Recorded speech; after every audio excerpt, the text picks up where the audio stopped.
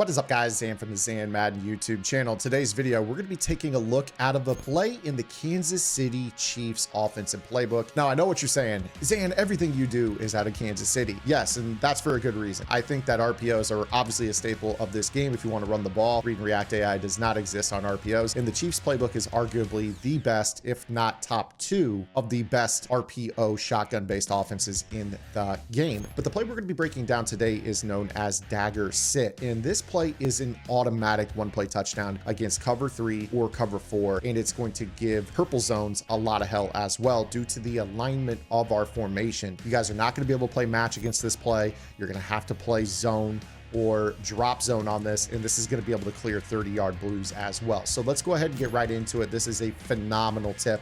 We're going to start off with this play against cover 3. Now, when you're facing a cover 3 defense, you're going to want your trips to the wide side of the field. The key with this is we are going to be using the B receiver on a streak to run off the middle third, and we are actually going to use a regular tight end corner route, which you guys will smart route to get into the outside third on the left a little quicker. Now, as far as the rest of the play goes, what I like to do on the backside is make sure that I'm streaking the X receiver. You could, if you want to, put him on a comeback route. You want to get him vertical so that way the backside third does not play Thomas across the field for some reason. Sometimes you'll notice that that does occur when you face cover 3, but when done correctly, you're going to see here that the seam is going to pull the safety out of center field. The tight end corner pulls down the outside third, and this is a simple up pass lead to our crossing route that's going to get over the top of that outside third. You guys remember I put DK Metcalf, the third receiver, numbering outside to inside on a seam. This is going to keep that middle third safety from playing our post or our crossing route here on this play. Meanwhile, our outside third on this play is being occupied by our tight end corner. Remember, I put him on a regular tight end corner so he gets into the outside third faster and keeps him from biting back on this throw. You take a look right here at this point.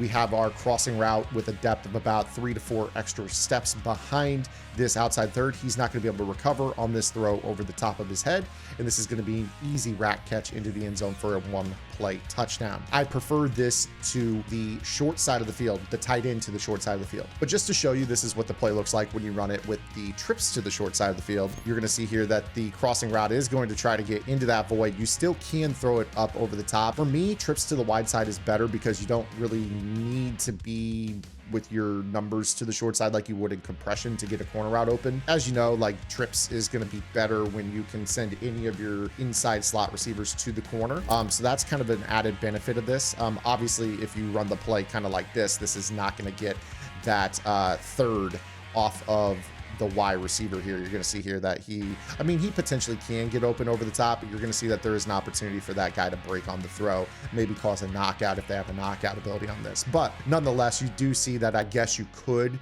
kind of run what we would consider a fork concept here with this. We could send this guy into the corner, use the outside receiver to run off the coverage. We could throw this ball down and outside, so long as this player does not have a knockout ability. We would be able to throw that into the sideline. Meanwhile, like I said, this crossing route, as long as he does get across the face of the middle third, this is absolutely fine. You can rip this over the top and rack it for the one-play score. So this is going to completely decimate your cover 3 defense. It really does not have a chance. Just for those who are wondering about the tight end corner with this play, if you do wish to leave the stock tight end corner, it's not necessarily a bad one. It still can occupy. So if you're not really running a hot route master, you do see that there is a little bit of difference. The outside third kind of does get back into the play a little bit on this. So this is why I prefer the smart routed tight end corner. It's just a better option for you on this play. Also keep in mind that with this type of play, we've got the ability to run a wheel with an out route to the X receiver out of the backfield. This will actually end up with our Y receiver kind of being matched. This is why I said you kind of want that X receiver to basically run off the coverage. But you do see that when we run this route combo, that because that player vacates, you're going to note that we actually have the ability to leave this guy wide open on the sideline. So if you guys get any type of cover 3 defense, this is a nice little cheeky way to steal. Honestly, you could probably steal 30 yards off of this if you hold onto the ball long enough. Let me show you what I'm talking about. So with this route combo, we're going to run kind of the same thing here.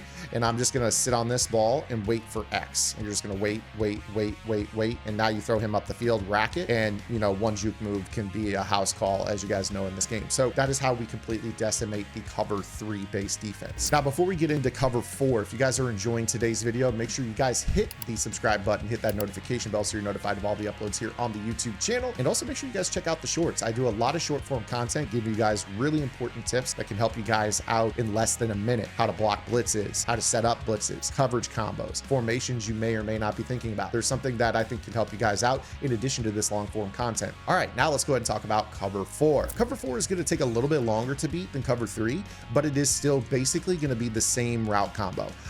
With this particular play though, you actually don't have to have the streak to the X receiver to pull that outside zone in like you would in a cover 3. With this situation, we're just going to hold on to the ball. You're going to use B to run off both safeties on this play, and you're going to be able to throw this crossing route over the top with an up pass lead and walk into the end zone all the same. The cool thing about this route combo is actually that the streak to our inside receiver in this formation is going to garner the attention of not only the safety on the trip side, but also the safety on the weak side. So you see right here that this safety is kind of floating back, but he's respecting the verticality of DK Metcalf. As a result of this guy sagging so far, we do get kind of a nice pocket of turf to throw the ball into the sideline. Meanwhile, on the sideline, you see that Deron Bland right here and 1.8 million coin card is pulled down by that same tight end corner that we hot route, and we could throw the ball over his head just like we do in the cover 3 defense. So pretty easy stuff. Again, going back to our ad lib route combo here that we were talking about just a moment ago, you're going to see the same behavior with the purple zone. So take a look at this purple zone on the left. Watch how the running back runs the wheel, and you're going to see that he's going to turn and run with it. And now I can throw this ball out to the X receiver as he bounces up the sideline, and I'm able to steal a quick 20 yards on this pretty routinely. I absolutely love this route combo. It's so good. It's so absolutely great on this particular play. Now, another setup that's actually really cheeky is the one I'm showing you right here. This is going to be a setup where we're going to use the tight end on the right to run off the safety, and we are going to use the B receiver on his OTB or over the ball route. This is a snag pattern that's going to sit directly in the middle of the field. This is really, really good if you're facing that dreaded and that vaunted Mable defense where players are playing curl flats and cloud flats and deep zones on both sidelines, which typically means there's one user in the middle of the field. As a result, this is going to be really tough for them to use the seam to the left, the snag in the middle, and the crossing route on this play.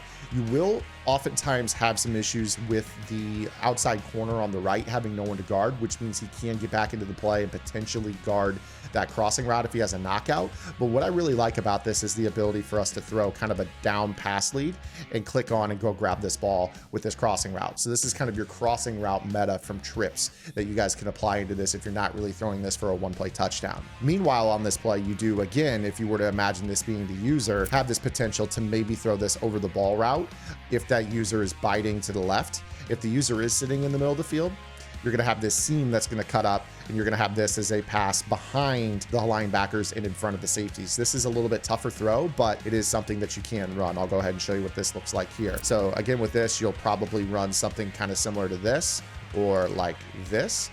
And you're just going to wait on Bijan Robinson to kind of clear, and you can kind of throw this ball into this little void. But again, if they have a knockout, some sort of zone break on ball ability on this, this is a little bit tougher throw to make against an inside quarter. It's going to be more so reserved for the cover 3 defense. So all in all, I would probably recommend that this is going to be pound for pound your best setup with the out route, the wheel, the corner, and the seam. Again, you're going to be looking for the touchdown over the top to the crossing route. If all of a sudden you don't like what you're seeing, throw the route bounce to the X receiver down the sideline, and we're still picking up 25 to 30 yards. But that is the dagger sit out of the trio week. This is just one of a million great money plays in the Kansas City Chiefs offense. Can't run match against this formation due to 4 players to the left side of the field. You guys are going to struggle to run zone drops. As you imagine, that crossing route gets over the top of any 30-yard setting. You can run off inside quarters. You can run off deep halves with this and deliver that crossing route with confidence. And you've got great sit down routes and check downs. B over the ball snag route. I hope you guys enjoyed today's video. If you did, subscribe to the channel, give it a like, drop a comment below. We'll see you guys later this afternoon with our next YouTube upload, or Monday with our next long form video upload. Until then, this is Zan. Get in the lab and good luck.